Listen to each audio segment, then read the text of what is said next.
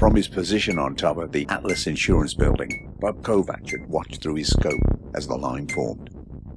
He swept his lens across the faces, finally identifying the one in the photo J.T. Thornburg had given to him. To his right was a large black man, and to his left, a Mexican-looking character wearing a stars and stripes bandana. There was a noise at the other end of the room as the doors opened, and preceded by two men wearing black suits and shades, the president and her husband entered the room.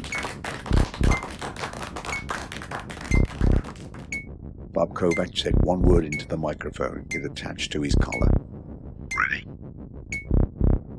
He watched through his scope as J.T. Thornburg scratched his ear, the sign that he could hear him.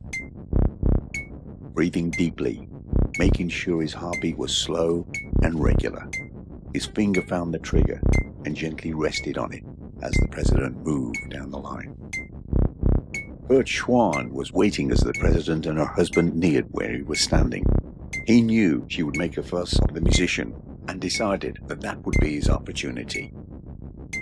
The president had reached Janine and was vigorously shaking her hand, and did the same with her husband Don.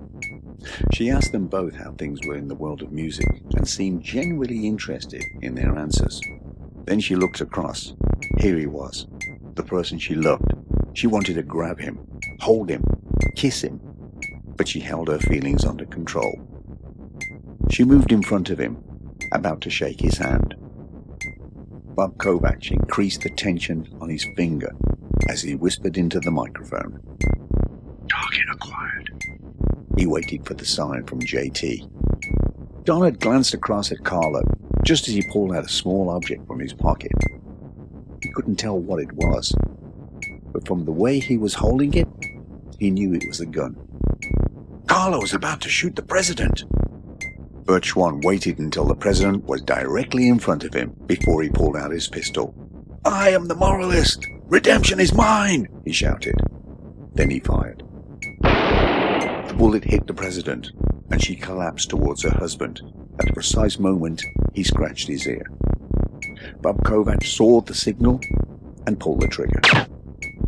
In the time it took the high-velocity bullet to travel a quarter of a mile, everything changed. Taken by surprise, J.T. Thornburg instinctively reached forward to catch his wife as she fell, and in doing so he moved into the line of fire. His head was instantly obliterated in a cloud of blood, brains, and bone fragments. One of the Secret Service agents shouted into his collar mic, "The bird and T-bird are down. I repeat, the bird and T-bird are down."